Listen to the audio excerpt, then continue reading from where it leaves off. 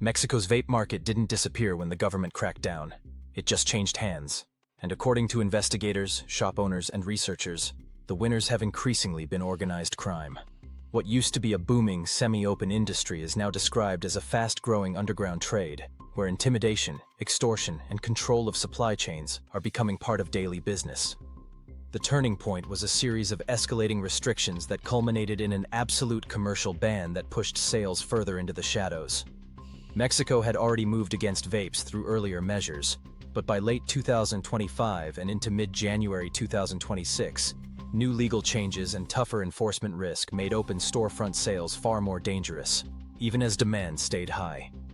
The Associated Press describes the vape economy as worth about $1.5 billion, with products commonly coming through supply routes linked to imports from places like China and the US. Once the legal runway narrowed, the same thing that often happens in prohibition-style crackdowns started happening here.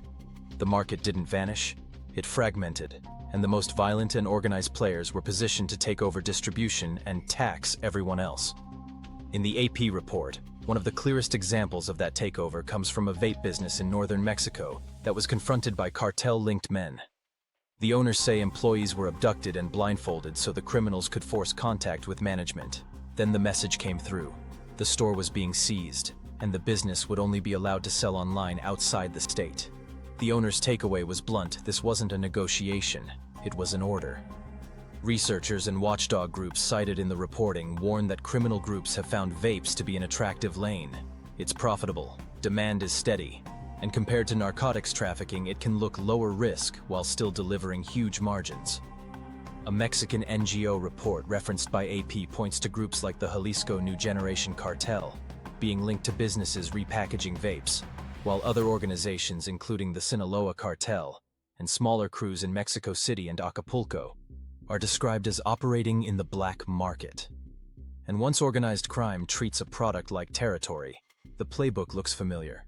Shop owners and researchers describe a climate where sellers can be pressured into paying, sourcing through approved channels, or shutting down entirely. That control doesn't just affect profits, it affects what ends up in the devices.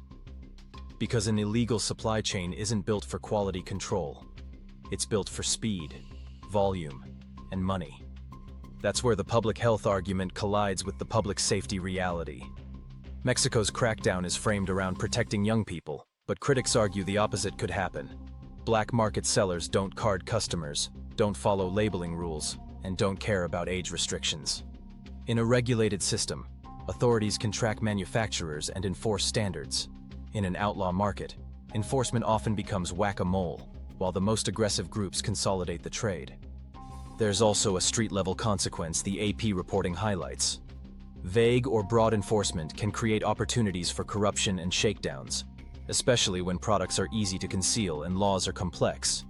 In that kind of environment, everyday consumers and small sellers can become targets for bribery or selective enforcement, while the largest suppliers operate behind layers of intermediaries. What makes this story bigger than vapes is what it signals about criminal diversification.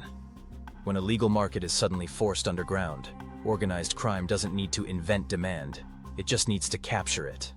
And in Mexico, where cartels already run sophisticated logistics networks, adding a high-demand consumer product can be as simple as applying the same distribution muscle used in other illicit trades. Now the country is left in a difficult spot.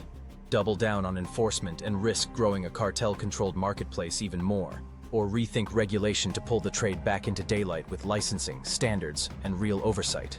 Either way, the reporting suggests the next chapter won't be about whether people vape in Mexico. It'll be about who controls the market, who profits, and how much violence and corruption comes with it.